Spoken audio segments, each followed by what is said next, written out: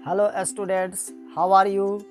तो जैसा कि पता है एग्ज़ामिनेशन हम लोगों के काफ़ी करीब आने वाले हैं। तो अब हम लोगों को ऑब्जेक्टिव क्वेश्चंस के लिए कुछ ना कुछ करना होगा, क्योंकि ऑब्जेक्टिव क्वेश्चंस बहुत इम्पोर्टेंट होते हैं हमारे एग्ज़ामिनेशन में। और क्लास 12 की एग्ज़ाम के लिए तो ऑब्जेक्टिव बहुत इम्पोर्टेंट है, क्योंकि ऑब्जेक्टिव क्वेश्चंस एग्ज़ाम में रहेंगे ही रहेंगे।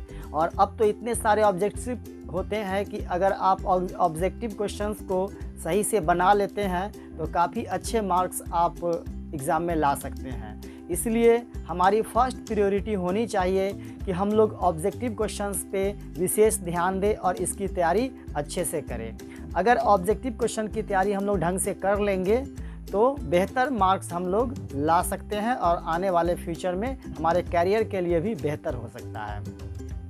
तो आज के वीडियो में मैं ऑथर्स के नेम लेकर आया हूँ। इसमें वर्क्स ऑफ ऑथर्स के बारे में बताऊँगा कि किस ऑथर ने कौन सी किताबें लिखी हैं, और ये ऑब्जेक्टिव में आता ही आता है, हर साल आता है।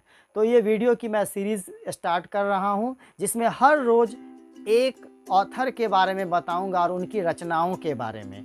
अगर आप कॉपी कलम लेकर बैठे तो बेहतर होगा आपके लिए, और आप नोट करते चले जाएं। बस सारे क्वेश्चन बैंक्स को और गेस पेपर्स को मैंने ऑब्ज़र्व किया है, और उसमें से मैंने ये गेस क्वेश्चंस को निकाला है कि एग्ज़ामिनेशन में इन सारे ऑथर्स की आने की पॉसिबिलिटी है।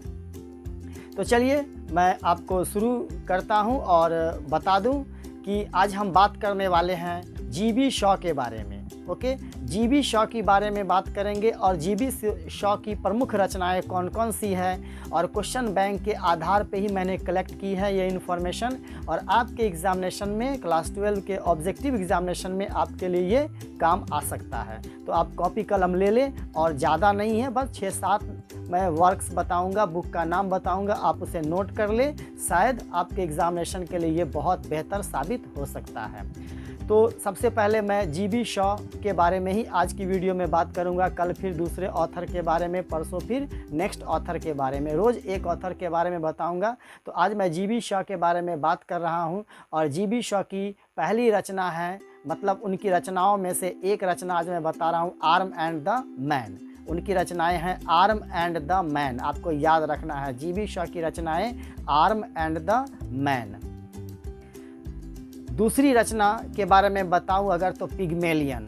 पिग्मेलियन बहुत ही इंटरेस्टिंग उनकी रचना है। अगर आपको पढ़ने का मौका मिले कभी तो ज़रूर पढ़िए पिग्मेलियन। जी हाँ, पिग्मेलियन जीबी शॉ की लिखी हुई रचना है। ऑब्जेक्टिव क्वेश्चन में आ सकता है कि पिग्मेलियन किनकी लिखी हुई है, तो आपको टिक लगाना है, जीबी शॉ याद रखना है आपको। नेक्स्ट है कैंडिडा, आपको याद रखना है कैंडिडा। कैंडिडा किनकी रचना है, तो कैंडिडा जीबी शॉ की रचना है। नेक्स्ट है सेंट जोआन।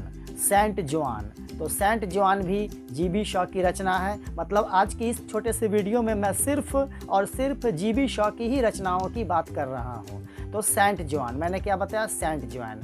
नेक्स्ट उनकी रचना है man and Superman. Man and Superman, ये जीबी शॉ की ही रचना है, मैन एंड सुपरमैन। नेक्स्ट है the doctors dilemma. The doctors dilemma भी जीबी शॉ की रचना है। मेजर बरबरा। मेजर बरबरा, आपको याद रखना है, मेजर बरबरा जीबी शॉ की ही रचना है।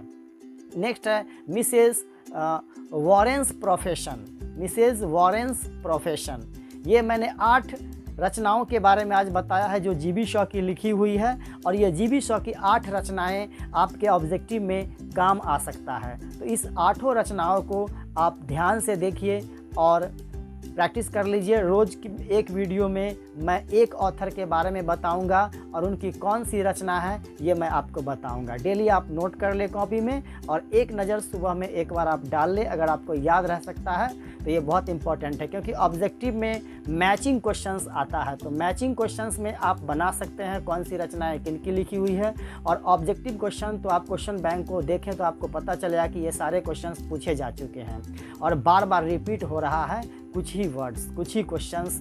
तो आप जीबी शॉ के बारे में याद रख लेंगे, ये इनकी 8 प्रमुख रचनाएं हैं। अगर जीबी शॉ की रचनाएं पूछी जाती है तो उम्मीद है कि इसी 8 में से एक पूछा जाएगा।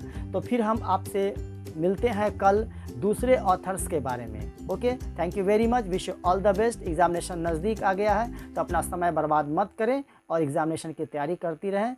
इन्हीं शुभकामनाओं के साथ कि आपका एग्ज़ाम, आने वाला एग्ज़ाम बहुत बेहतर हो और आप अच्छा मार्क्स प्राप्त करें। आप स्वस्थ रहें, सुखी रहें और प्रसन्न रहें। Thank you very much, wish you all the best, bye.